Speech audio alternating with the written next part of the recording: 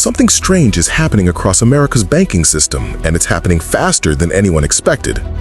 Over the last several days, social media has been flooded with posts claiming that thousands of customers are closing their JP Morgan accounts, not because of fees, not because of customer service, but because of something far more explosive, a belief that one of the world's most powerful banks just led or supported a coordinated attack on Bitcoin and MicroStrategy shareholders.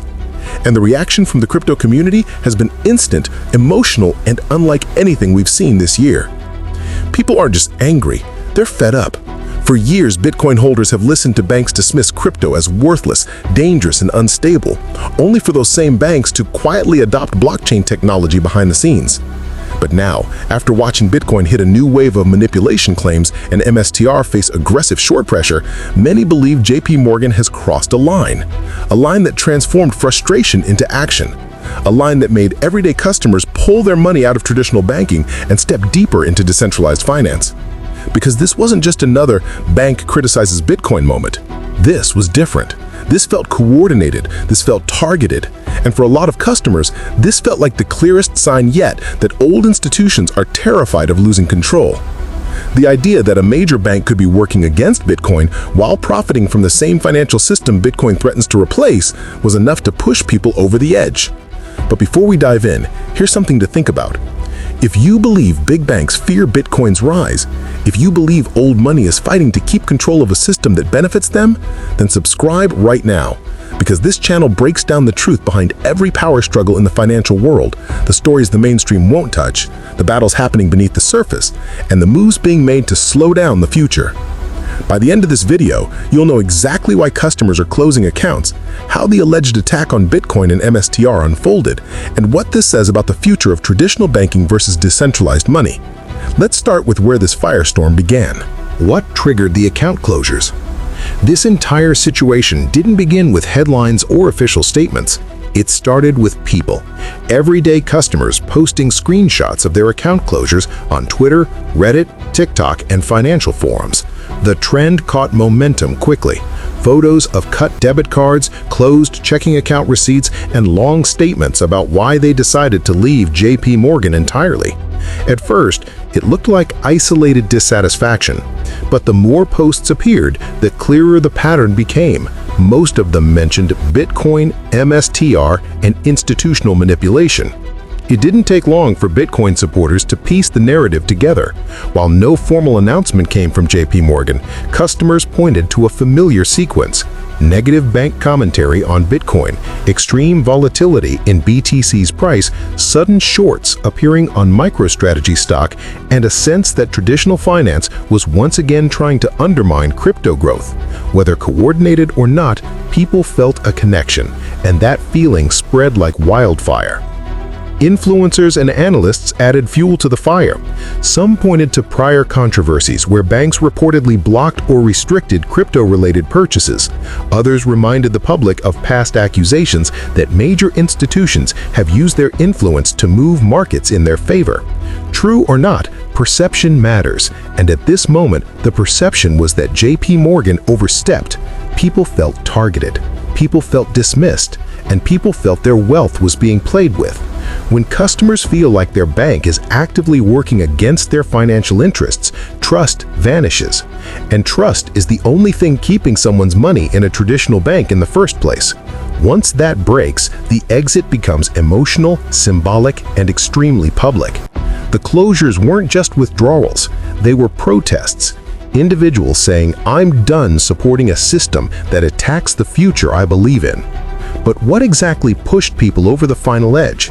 That leads us into the heart of the controversy, the alleged coordinated attack on Bitcoin and MSTR. The coordinated attack on Bitcoin and MSTR. To understand why this backlash is so fierce, you need to understand what Bitcoin holders witnessed over the past weeks. As Bitcoin approached a key price breakout, multiple institutions released bearish reports at almost the exact same time. Analyst notes warning of imminent danger, financial articles predicting massive corrections, and sudden fear-driven headlines across mainstream outlets. It felt less like analysis and more like synchronized messaging. Then came the microstrategy situation. For context, MicroStrategy, led by Saylor, holds more than 200,000 BTC on its balance sheet. It is the largest publicly traded Bitcoin proxy in the world. When Bitcoin rises, MSTR rises. When Bitcoin falls, MSTR falls. And over the last period, MSTR was hit with an unusually aggressive wave of short interest, massive positions betting against the stock, all appearing within a suspiciously short window of time. Crypto analysts began calling it a coordinated attack, an attempt to drive Bitcoin sentiment down by targeting its strongest publicly traded ally.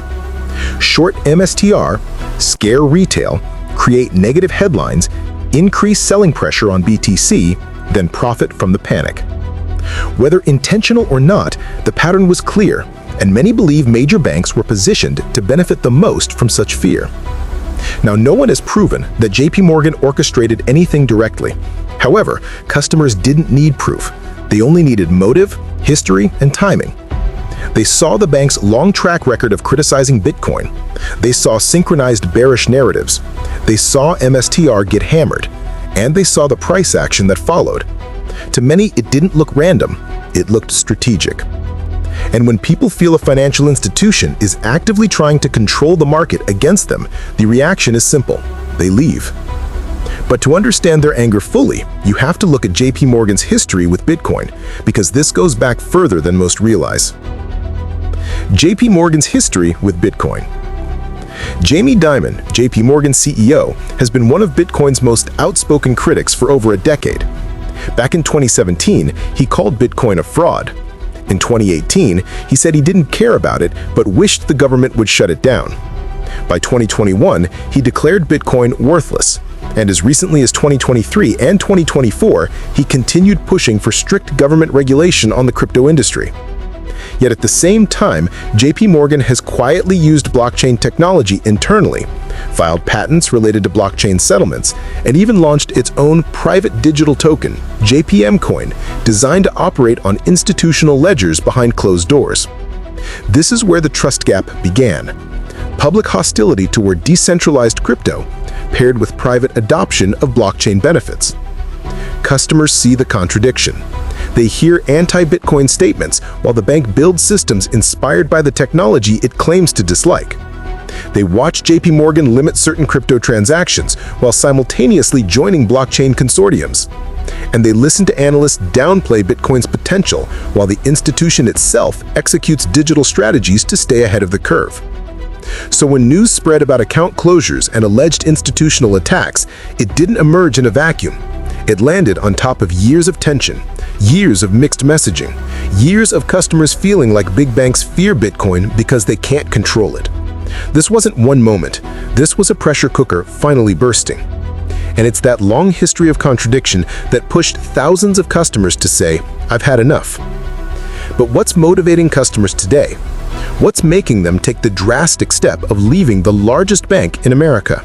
Why customers are closing accounts. People close bank accounts for personal reasons, but when thousands do it for the same reason, fear of institutional manipulation, that reveals something deeper. Over the last few days, you could see three themes in almost every customer post explaining why they left JP Morgan. The first was distrust. Customers said they no longer trust banks that openly criticize Bitcoin while benefiting from its underlying technology. They felt monitored, judged, or restricted for wanting to control their own money. People are tired of being told what's safe by institutions that have mismanaged global finance more than once. The second reason was defiance. Closing an account became a symbolic way to support a decentralized future, a way to say, if you're going to attack Bitcoin, I won't support you with my business. It wasn't about losing interest or switching banks. It was a personal statement, an act of independence. The third was fear of institutional power. Many customers believe that if banks can influence markets, shape narratives, and discourage crypto involvement, then they can use that power in other ways. People don't want their financial lives controlled by institutions that operate behind closed doors. And before we continue, if you want content that exposes these tactics, breaks down these power dynamics, and reveals what's really happening beneath the surface, subscribe right now, because this channel doesn't push hype. It exposes patterns, motives, and moves that mainstream media won't touch. Now let's break down the truth behind these rumors, what's confirmed, what's speculation, and what's driving the narrative. The reality versus the rumor. Let's be completely honest. There is no official confirmation that JP Morgan orchestrated or supported any kind of coordinated attack on Bitcoin or MicroStrategy. No leaked documents, no whistleblowers, no verified insider statements. But here's the thing. The reaction didn't need proof. It needed pattern. And the pattern was already in people's minds. Bank criticizes Bitcoin, media spreads fear, BTC dips, MSTR shorted, customers feel targeted.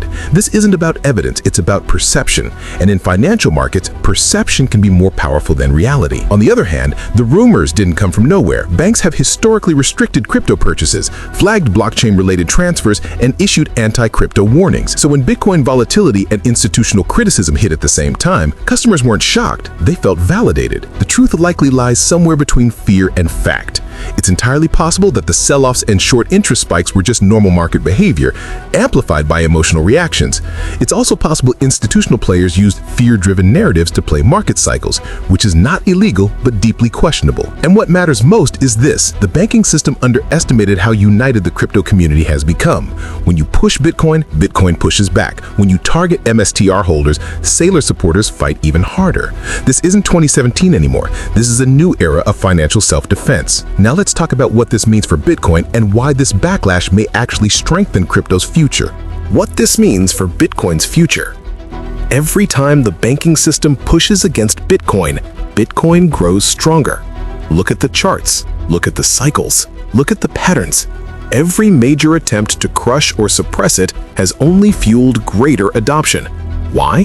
Because Bitcoin isn't just a digital asset, it's a reaction to the failures of traditional banking. The more pressure banks apply, the more demand Bitcoin gains.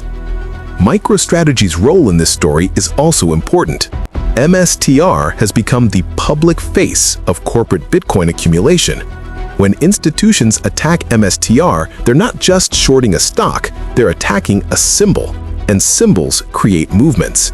The more MSTR is pressured, the more retail investors see it as a sign that Bitcoin threatens the status quo. The backlash against JP Morgan is just the latest example of this dynamic. People aren't closing accounts because of a single event. They're doing it because the financial world is shifting. Decentralized money is rising. Trust in banks is fading. And Bitcoin's purpose becomes clearer every time institutions attempt to influence the market. If anything, this situation serves as a reminder. Bitcoin is no longer a fringe idea. It is a direct competitor to the legacy system. And when two financial worlds collide, one built on control and one built on freedom, the friction becomes unavoidable. So let's wrap this up with the bigger picture and where the story is heading next. Banks hold power. They have influence, networks, analysts, and decades of control behind them. But for the first time in modern history, that power is being challenged from the outside, not by another institution, but by technology. Bitcoin is more than an asset. It's a mirror reflecting everything people dislike about centralized money. And when customers believe a bank crosses the line, they respond with the one power they still have, their exit. Whether the rumored attack on Bitcoin and MSTR was real or exaggerated, the reaction tells us one thing clearly: trust in traditional finance is eroding. People want transparency. People want control. People want freedom. And whenever they feel institutions are working against them, they walk away, sometimes quietly, sometimes loudly, and sometimes in the thousands. So here's my question to you. Do you believe big banks are trying to suppress Bitcoin? Tell me in the comments. I read every one. And if you want real analysis without fear or hype, subscribe right now so you don't miss the next breakdown. Thanks for